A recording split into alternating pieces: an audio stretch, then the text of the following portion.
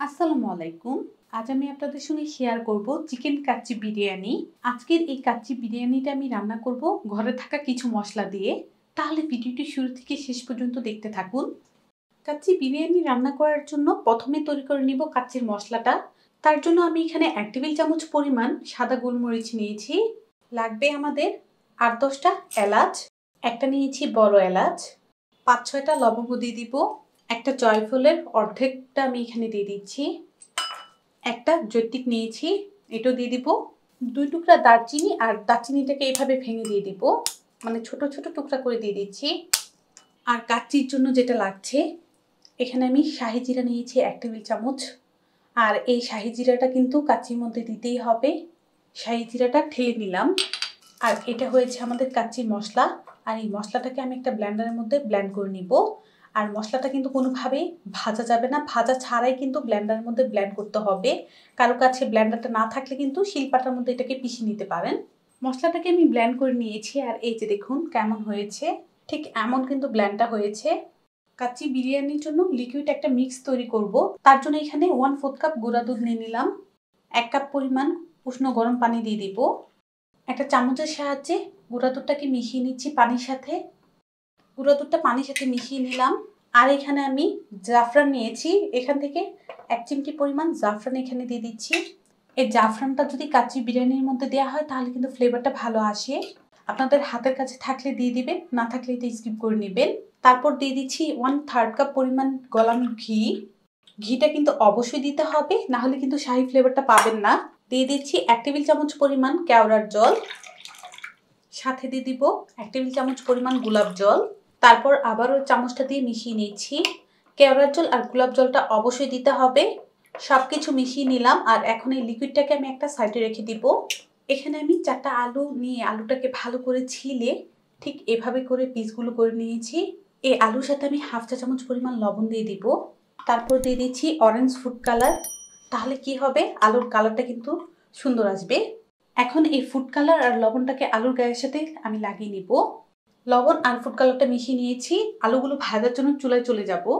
আলুগুলো ভাজার জন্য শুরুতেই আমি কাচ্চির জন্য পেঁয়াজ বেরেস্তা করেছিলাম, আর সেই তেলটাই নিয়ে নিলাম।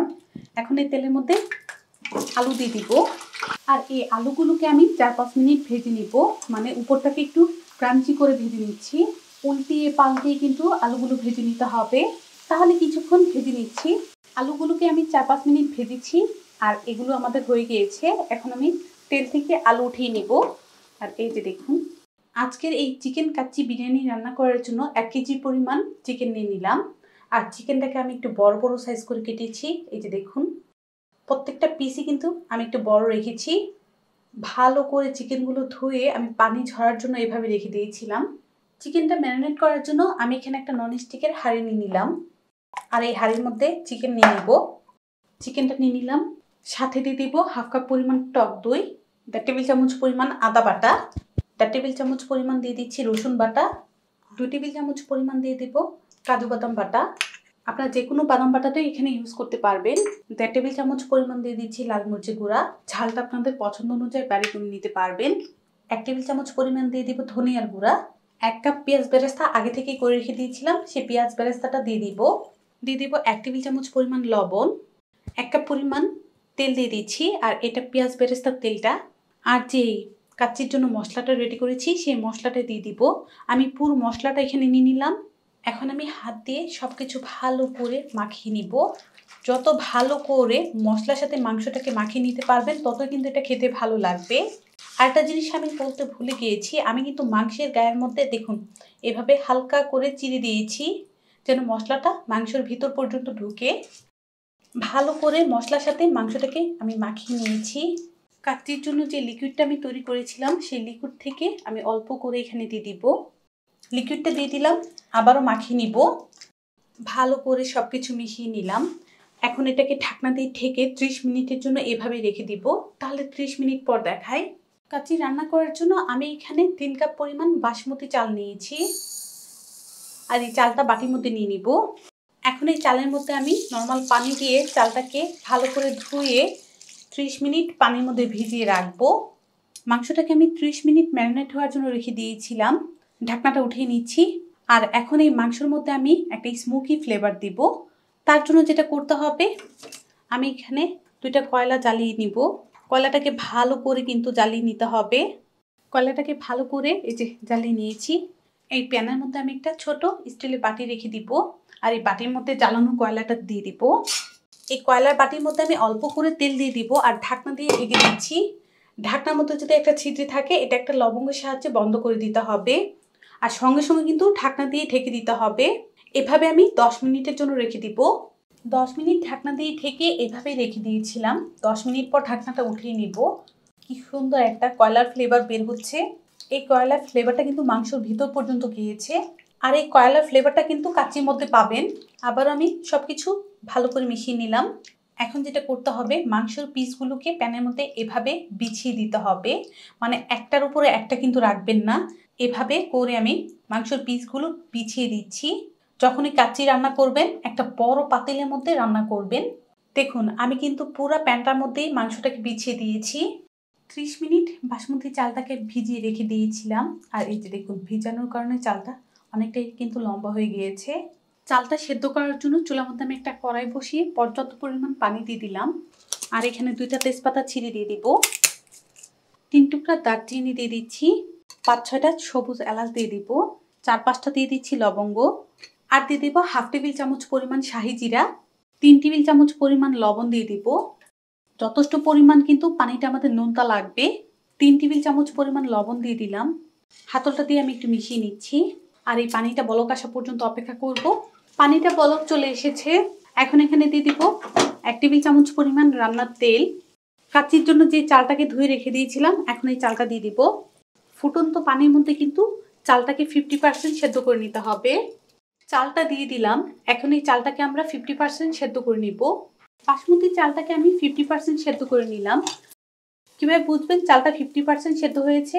এই যে দেখুন, চালটা চাপ দিলে সহজেই ভেঙে যাচ্ছে না, আর চালের মধ্যে সাদা একটা আঁশ দেখা যাচ্ছে। এখন এই চালটাকে আমি পানি থেকে ছেঁকে নিব। কাচ্চিটাকে এখন আমরা রেডি করে নিব। এখন এখানে আমি কয়েকটা কাঁচামরিচ দিয়ে দিব। আর কাঁচামরিচগুলো এইভাবে একটু বিছিয়ে দিচ্ছি। ওই যে ভেজে রাখা আলুগুলো, এখন এই আলুগুলো আমি এভাবে সাজিয়ে নিব। কয়েকটা দিয়ে দিব আলু পকোড়া, কিছু কিশমিশ, কিছু দিয়ে দিচ্ছি পেঁয়াজ বেরেস্তা। যে চালটাকে সেদ্ধ করে রেখে দিয়েছিলাম, চালটা দিয়ে দিচ্ছি। আর গরম অবস্থায় কিন্তু চালটা দিয়ে দিতে হবে। সম্পূর্ণ চালটা দিয়ে দিলাম। একটা চামচের সাহায্যে চালটাকে এইভাবে প্যানের মধ্যে বিছিয়ে দিব। চালটাকে বিছিয়ে দিলাম। বানিয়ে রাখা ওই যে লিকুইড মিক্সটা, এখন এটা দিয়ে দিচ্ছি। উপরে আবারও দিয়ে দিব কিছু কিশমিশ। আলু পকোড়া দিয়ে দিচ্ছি। আলু পকোড়াটা কিন্তু আপনাদের পছন্দ অনুযায়ী দিয়ে দিতে পারেন, কম বেশি করে। আর দিয়ে দিচ্ছি কয়েকটা কাঁচামরিচ।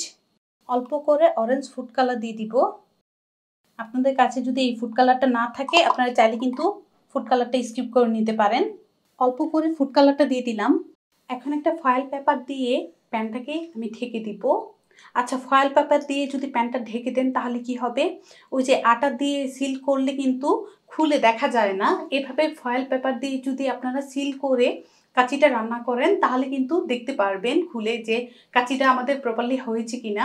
আর আটা দিয়ে একদম যদি একবারেই সিল করে দেই, তখন কিন্তু আর খোলার চান্স থাকে না। যারা আমরা একদম নতুন রাঁধুনি আছেন, তারা কিন্তু চাইলে এভাবে আমার মতো ফয়েল পেপার দিয়ে মুড়িয়ে নিতে পারেন। ঢাকনাটা দিয়ে দেখলেন তো কিভাবে চেপে আমি সাইডগুলো মুড়িয়ে নিচ্ছি। আর ঢাকনার যে ছিদ্রিটা, এটা কিন্তু লবঙ্গের সাহায্যে বন্ধ করে দিতে হবে। ঢাকনার ছিদ্রিটা আমি লবঙ্গের সাহায্যে বন্ধ করে দিলাম। আর এখন এই প্যানটাকে আমি চুলার মধ্যে বসিয়ে দিব। চুলার আছে একদম হাই আছে। আর এখন কাচ্চির পাতিলটাকে আমি বসিয়ে দিচ্ছি। যারা আমরা নর্মাল পাতিলে এই কাচ্চিটা রান্না করব, তারা কিভাবে করব, চুলার আঁচ হাই রেখে 7 থেকে 10 মিনিট এভাবেই রেখে দিতে হবে। তারপর যেটা করবেন, চুলার মধ্যে একটা তাওয়া বসিয়ে তারপর ওই নর্মাল পাতিলটা তাওয়ার উপর বসিয়ে রাখতে হবে। আর চুলার আঁচটা একদম লোতে রাখতে হবে। তো আমি এটাকে এইভাবে 10 মিনিট বসিয়ে রাখবো। চুলার আঁচ বাড়িয়ে দিয়ে 10 মিনিট আমি এভাবে বসিয়ে রেখে দিয়েছি। আরেকটা জিনিস আমি আপনাদেরকে বলে দেই, এই ফয়েলটা যদি ভালো করে ঢাকনার সাথে আর এই হাঁড়ির সাথে সিলটা না করতে পারেন, তাহলে কিন্তু কাচ্চিটা আমাদের পুরোপুরিভাবে দম পাবে না। আর এখন আমি চুলার আঁচ লো করে 40 থেকে 45 মিনিট এভাবে বসিয়ে রাখবো। তাহলে 40 থেকে 45 মিনিট পর দেখায়। চুলার আঁচ বাড়িয়ে দিয়ে 10 মিনিট আমি এভাবে বসিয়ে রেখে দিয়েছি। বলেছিলাম 40 থেকে 45 মিনিট এই কাচ্চির হাঁড়িটাকে বসিয়ে রাখবো। আমি এটাকে 50 মিনিট বসিয়ে রেখে দিয়েছিলাম। আর চুলা আঁচটা কিন্তু লোতে আছে। এখন আমি চুলাটা অফ করে এটাকে এভাবে কিছুক্ষণ রেখে দিব। কিছুক্ষণ কাচ্চির হাঁড়িটাকে চুলা থেকে নামিয়ে এভাবেই রেখে দিয়েছিলাম। এখন ঢাকনাটা খুলে দেখব আমাদের চিকেন কাচ্চিটার কি অবস্থা। আর মাশাআল্লাহ দেখুন, চালটা কিন্তু সুন্দর সেদ্ধ হয়ে গিয়েছে। কাচ্চির মাংস, আলু, ভাত সবকিছু মিক্স করে নিচ্ছি। আর দেখতেই তো পারতেছেন আলুটাও সুন্দর সেদ্ধ হয়ে গিয়েছে আর মাংসটাও কত সুন্দর কুক হয়েছে দেখুন। একদম প্রপারলি কিন্তু আমাদের কাচ্চিটা হয়েছে। আমি আশা করছি আমার এই রেসিপি দেখে যদি কাচ্চি রান্না করেন তাহলে কিন্তু নিরাশ হবেন না। রেসিপিটি ভালো লাগলে অবশ্যই একটা লাইক দিবেন, চ্যানেলটাকে সাবস্ক্রাইব করবেন। সবাই ভালো থাকবেন, সুস্থ থাকবেন, আমার জন্য দোয়া করবেন। আল্লাহ হাফেজ।